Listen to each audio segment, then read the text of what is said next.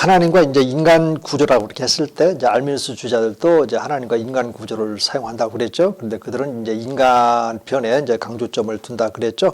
근데 멀린스는 이제 그것이 아니고 멀린스는 이제 구원과 관련해서 인간 편을 강조하는 사람들은 이제 인간의 어떤 그 능동성 이런 말을 많이 쓰거든요. 이제 칼빈주의자들은 인간은 완전히 수동성이고 하나님만 능동성.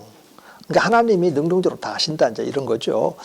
그래서 이제 성경을 이렇게 보게 되면 구원과 관련해서는 이제 중도적인 입장은 이제 하나님의 능동성, 인간의 수동성, 그리고 이제 구원받은 이후에는 그리스도와 함께 연합돼서 우리가 이제 구원받은 이후에는 주인 되신 예수님과 연합된 그런 삶을 살아가야 되니까 능동적이면서 수동적이다 이런 두 가지를 분리하지 않고 동시에 보는 그런 신학적인 용어 혹은 언어 개념을 이제 사용을 하면서 구원 이후에 성도들이 어떠한 삶을 살아야 되는 건지 그런 걸 가르쳐 주는 거란 말이에요. 우리 조신학에서는 그런 언어 개념 이제 이런 것들을 이제 가지고 이제 조신학을 하는 거니까 이런 신학자들을 통해서 여러분들도 성경 말씀을 가르칠 때 그런 언어 도구죠. 이제 도구 이제 이런 것들을 이제 선택을 해야 되는데 이런 선택을 잘 할 수 있으려면 이와이 멀린스라든지 에드가 영 멀린스 그리고 또 W.T. 카노의 그런 중도적인 입장에서 좋은 점들을 많이 찾을 수 있다. 이렇게 말씀을 드리고 싶고요. 예, 그 다음에 이제 인간 구조 안에서 계시 체험하기 그리고 이제 아까도 말씀드렸잖아요.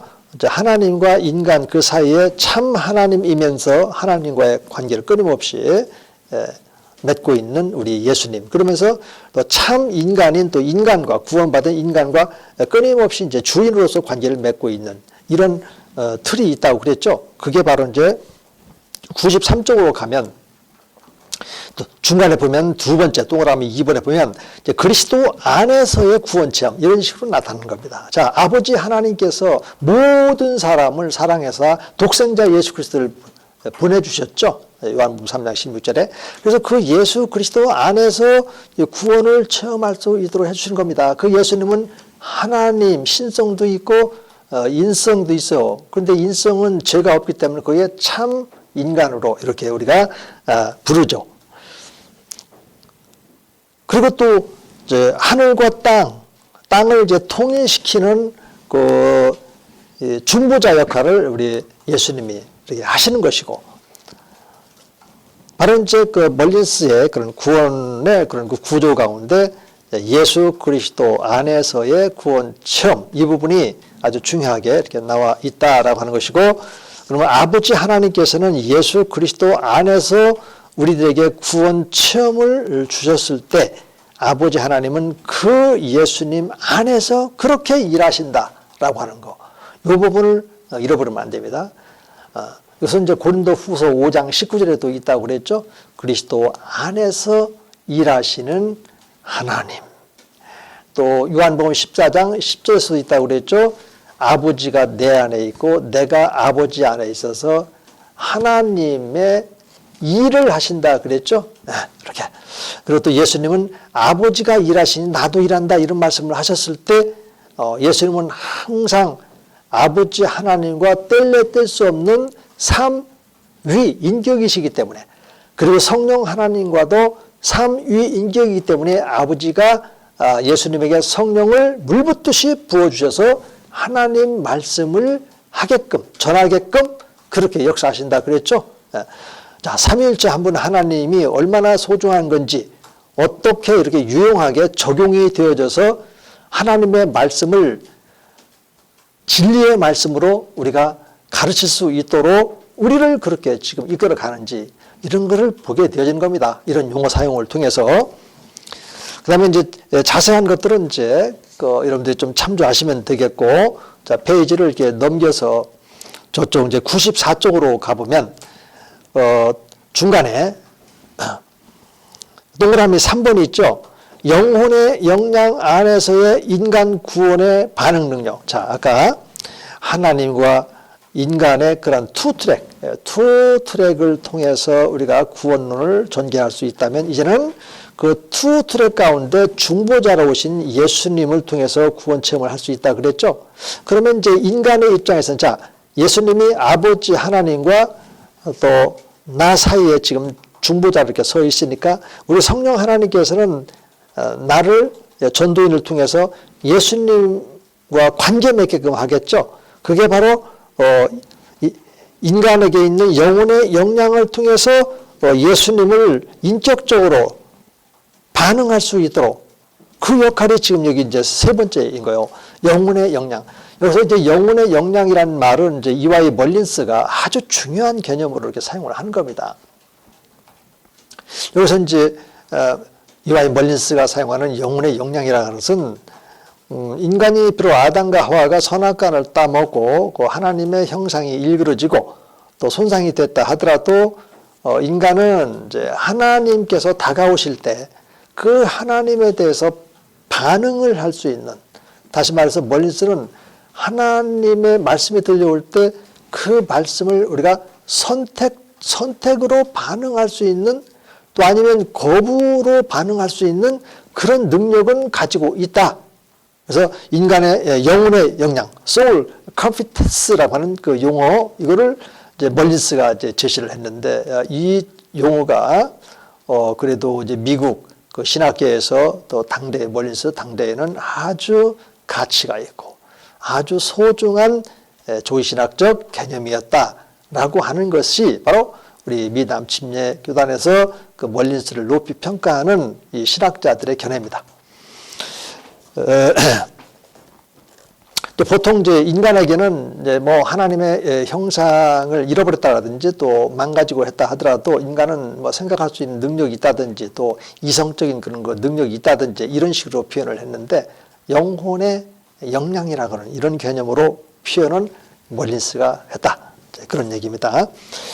그래서 이제 그 점에 대해서 이제 학자들이 이제 여기 보면 이제 뭐 구딘이라든지 또 윌리엄 이제 카넬이라든지 또 캐럴이라든지 또 이런 분들이 이제 한 말씀들이 있는데, 그 말씀들은 이제 이게 정체성을 정립하는데 아주 유용하게 활용됐던 개념이 바로 영혼의 역량이었다.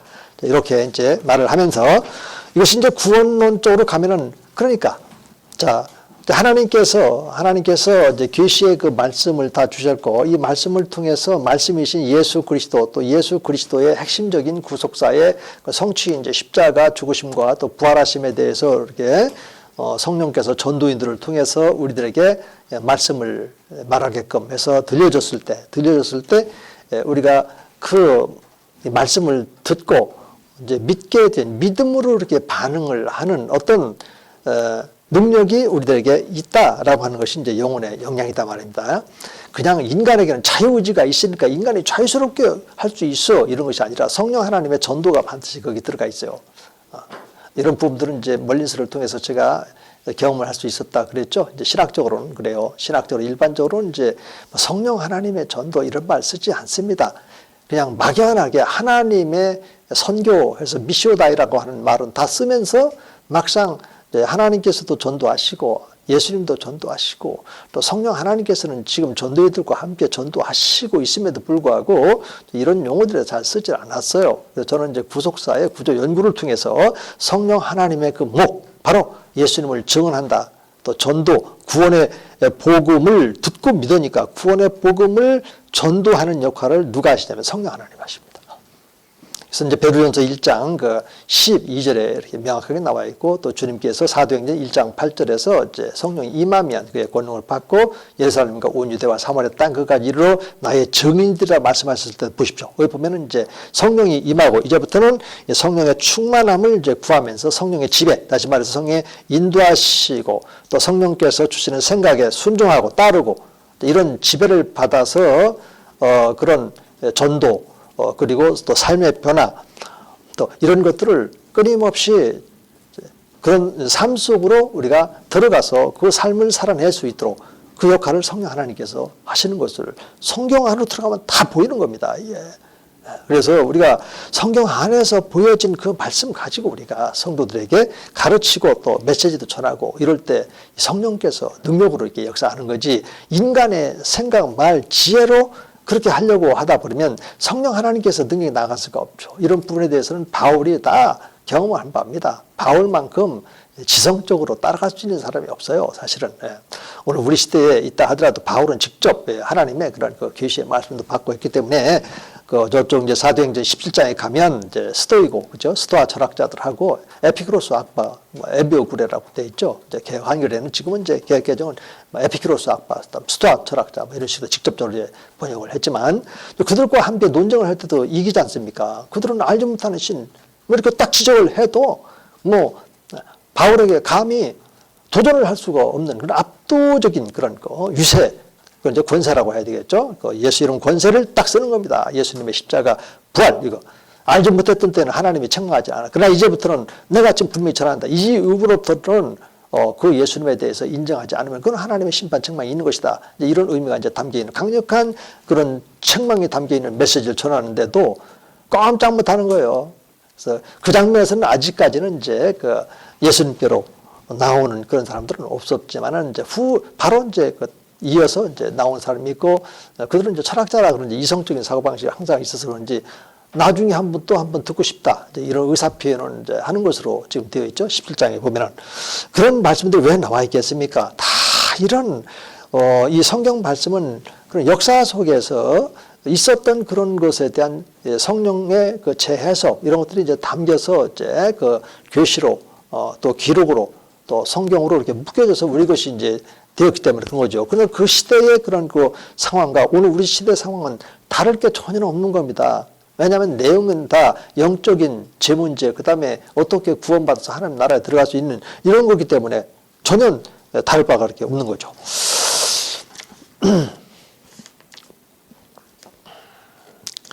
자, 그 다음에 이제 페이지를 한번 넘겨보면 96쪽으로 가보면 동그라미 이제 4번에 이제 멀린스가 전개한 이제 구원론이 이제 나오게 되는 거죠, 이제. 자, 그러면 여기서, 반달표 1번부터 해서 이제는 이제 반달표 중심으로 또 한번 읽어보겠습니다.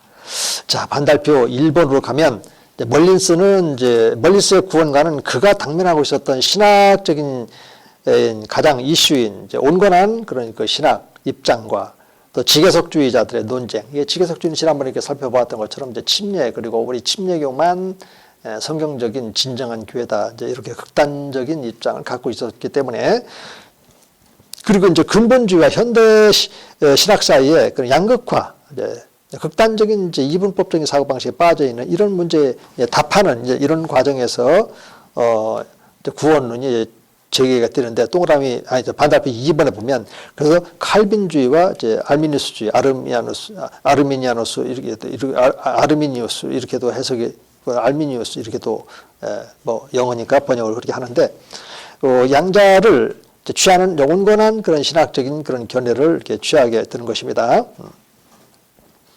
그러면서 이제 멀린스는 이제 용어 선정에 있어서 아까도 간단하게 말씀드렸지만은 이제 칼빈의 어떤 절대 불강력적인 은혜 이런 말 쓰지 않고 constraining grace에서 강권하는 그런 강권적인 은혜 이런 용어를 쓴다고 그랬죠. 그다음에 이제 알미니스주의는 이제 sufficient grace에서 충족 은혜, 이 충족이라고 해서 인간이 자유 의지로 충분하게 믿을 수 있는 그런 인간의 자유의지가 있다 이렇게 주장하는 것이 이제 알미니스주의고, 그 노선이 이제 웨슬리 그리고 이제 감리교 쪽으로 이렇게 가 있는 겁니다. 이제 이런 점에서 이제 그 차이가 이렇게 있는데, 이제 멀린스는 이제 그런 점에서 구별을 한단 말이에요. 이렇게 그 구별이 이게 성경 말씀으로 확고하게 안 잡혀 있는 그런 입장에서는 그거 좀 애매모호하다 이거. 이거 혹시 절충주의자 아니야? 이런 이제 비난을 할 수도 있는데 결코 그렇게 봐서는 안 된다라는 겁니다. 성경을 보면 강권하는 이런 입장으로 하나님이 우리에게 다가오는 겁니다. 아담과 하와가 범죄했잖아요. 그 왜 하나님께서 다가갑니까? 다가가서도 가죽옷을 지어 입히시는 그런 과정에도 보면 하나님의 은혜와 사랑과 긍휼 이 세 가지가 고스란히 담겨 있는 것을 보여주지 않습니까? 우리들에게. 오늘 우리들에게도 아버지 하나님이 예수님을 우리가 보내달라고 요청한 것도 아니고, 그렇죠? 하나님이 우리를 사랑하기 때문에 고스란히 이런 게 담겨 있는 것이 바로 강권적인 그런 은혜예요. 그런데 절대적인 어떤 불강력적인 은혜 속에는 예수님이 빠져버린단 말입니다. 그렇기 때문에 하나님의 그런 그 사랑이 표현이 잘 안 돼요. 또 극단적인 그런 걸 알미니스주의 이런 입장에서도 보면은 인간의 자유의지로 하는데 뭘 이러면서 이제 은혜를 동일하게 말하지만 하나님의 사랑이 잘 드러나지가 않아요. 그리고 긍휼의 마음이 잘 드러나지가 않아요. 그래서 강권적인 은혜 이 틀에서 보면은 하나님의 은혜와 또 하나님의 사랑과 그리고 하나님의 그런 그 긍휼하심이 드러나 보인단 말입니다. 이런 것이 바로 우리 침례교회의 장점이다. 이렇게 보면은 여러분들에게 훨씬 더 좋은 효과를 가져올 수가 있는 거죠. 그래서 여기 이제 사각형 2번에 보면 멀리서는 하나님의 절대주권, 이 사버린티라는 말을 쓰지 않고 하나님의 그런 그 주도권, 이니셔티브라는 용어를 쓰거든요. 근데 이제 다른 곳에서는 이제 이것을 종합시킵니다. 그래서 아까도 제가 잠깐 표현을 했던 것처럼 하나님의 주권적인 주도권, 이제 이런 식으로 그렇게 해서 표현을 하는 겁니다. 그러면 이제 이런 부분들이 이제 어디에서 이렇게 나타나게 되냐면 이제 그 섭리론에 가보면 이제 그 멀린스는 하나님께서 어떤 주권, 이 사버렌티를 강조할 때 이 사버렌티, 이 주권의 영역은 우주 만물을 통치하시는 만주의 주님, 만왕의 왕이다라고 하는 측면을 조신학적으로 이렇게 가르칠 때 거기서 이제 주권이라는 용어를 쓰고요.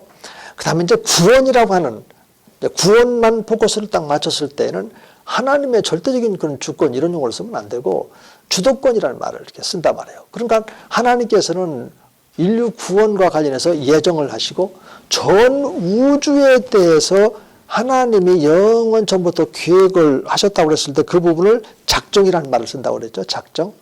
작정과 예정이 다른 것처럼 하나님의 주권과 하나님의 그런 그 주도권. 하나님의 주도권은 항상 앞서간단 말이에요. 아버지가 와서 설득을 시키잖아요. 그래서 아버지가 증언을 하고 또 성령 하나님께서도 요한복음 15장 26절에서 보면은 또 다른 배에서 성령 하나님 그가 오시면 나를 증언할 것이요. 그 16장 7절부터 9절을 가면 어떤 방식으로 증언하냐면 죄와 의 또 심판에 대하여 세상을 책망하라. 그러면 죄에 대해서는 뭐냐면 하나님 보내신 그 아들 예수님을 믿지 않는 것이 죄다라고 증언을 합니다. 누가요? 성령께서요. 그럼 성령께서 어떻게? 바로 전도인을 통해서. 아버지 하나님도 예수님을 통해서도 어떻게 하냐면 선지자들을 통해서 그렇게 하시잖아요. 그렇죠? 네. 자, 이런 말씀들로 여러분들이 좀 이렇게 마음판에 잘 이렇게 새겨두셨으면 참 좋겠어요. 이렇게 그래서 새겨져 있으면 그림이 딱 이제 퍼즐처럼 딱 이렇게 주어지면서 여러분들의 마음을 뜨겁게 만듭니다. 이 사실을 알면 알수록 진리의 말씀이 막 보이고 또 그러니까 이런 거를 가르치고 싶은 그런 마음들이 당연히 이렇게 생기게 되는 거죠. 바울이 그랬어요. 바울이. 그 다음에 이제 밑으로 내려와서 반달표 3번에 보면 멀린스는 인간 구원을 위해서 두 가지 선택이 필요하다. 자, 보세요. 자, 하나님과 인간이라고 하는 기본 투 트랙에서 이제 구원론 전개의 기초가 세워졌다 그랬죠. 그러니까 이제 선택도 두 가지 선택을 말한 거예요. 하나님은 인간을 선택을 합니다. 여기서는 이제 유니버설 일렉션이라고 하죠. 이제 보편적으로 다 모든 사람을 하나님께서는 모든 사람들이 다 구원받기를 원하세요. 하나님은 모든 사람을 선택했어요. 여기서 잘 봐야 돼요. 자, 이게 자꾸 이게 우리나라 말로 이게 국어 공부하듯이 그냥 단어에 매이면은 하나님이 모든 사람을 다 선택했으니까 다 구원받은 것 아니야? 만인 구원설로 빠지기가 쉬운데 그래서 성경은 우리들이 사용하는 언어를 통해서 말씀하셨지만은 거기에 하나님의 마음과 그분의 생각이 담겨져 있기 때문에 다른 성경 말씀을 종합적으로 이렇게 봐야 돼. 자, 하나님이 우리 모든 사람을 선택했다고 했을 때 이것이 과연 어디에서 이것이 나오게 되는가? 자, 보세요. 하나님이 세상을 이처럼 사랑하사 독생자를 주셨으니 이는 저를 믿는 자보다 멸망치 않고 영생을 얻게 하려 합니다. 이렇게 말했을 때, 자, 보세요. 하나님은 이 세상 모든 사람들을 다 사랑하시지 그냥 선택된 사람만 하나님을 사랑한다. 그런 말씀 어디 있나요? 없잖아요. 왜냐하면 하나님은 자체가 사랑이세요. 그리고 하나님은 최초의 사람 아담과 하와를 통해서 지금도 여전히 존재하고 있는 모든 사람들을 보시는 겁니다. 이렇게. 그래서 모든 사람을 하나님은 사랑하세요. 그런데 모든 사람들 가운데 예수님이 빛으로 오셨죠. 빛을 비추는데도 안 와요. 왜요? 그 뒤에 이제 마귀의 이런 소나기가 있으니까, 마귀의 굴레 안에 있으니까, 옛습성, 육신의 그런 쾌락, 이런 것 속에서 자꾸 머물러 있기를 원하는 거예요. 하나님을 모르니까 더, 마귀가 또 자꾸 안 놔주니까 더더욱 이렇게 그런 것이고, 그런 가운데에 하나님께서 주신 양심, 무엇이 올바르고 그런지 선택할 수 있는 그런 능력은 여전히 있잖아요. 양심이 율법이 된다 이런 말씀도 로마서 2장 14, 15절에 있고, 그 양심을 통해서 그래, 이게 바로 죄로구나, 이런 것들을 깨달을 수 있는 믿음의 지, 정, 의 단계가 있잖아. 그래서 이 믿음의 지적인 단계에서 우리가 다른 말을 하면 안 되는 거예요. 전도 대상자는 죄를 분명히 가지고 있어요. 그래서 그 죄를 갚을 길이 없는 거야. 그래서 예수님이 갚아주신 거예요. 대리로. 그리고 부활하셨어. 이 사실을 인정하면 영원한 천국이고, 인정하지 않으면 영원한 불못이다. 여기까지는 분명하게 우리가 가르쳐줘야 돼요. 전도할 때 얘기를, 메시지가 거기까지 명확하게 돼야만 되는 거예요. 그래야만 인간이 선택함으로써 하나님의 선택 안으로 우리가 들어가게 되는 겁니다. 이렇게. 이런 부분에 대해서 정말로 이와의 멀리스만큼 하나님의 인간 선택과 인간의 하나님의 선택이라는 말을 쓴 사람이 없단 말이에요. 우리가. 다른 알미니스 쪽에서는 하나님은 믿을 자를 선택했다. 그리고 인간이 의지로 믿는다. 이런 거지. 인간이 하나님을 선택한다. 이런 말 안 한단 말이에요. 그러니까 잘 보세요. 하나님께서는 양자택일을 원하도록 돼 있었다 그랬죠. 마귀가 끼어 들어와서 양자택일을 하나님의 뜻대로가 아니라 자기의 꼬인 대로 그쪽으로 가게끔 한다고 그랬죠.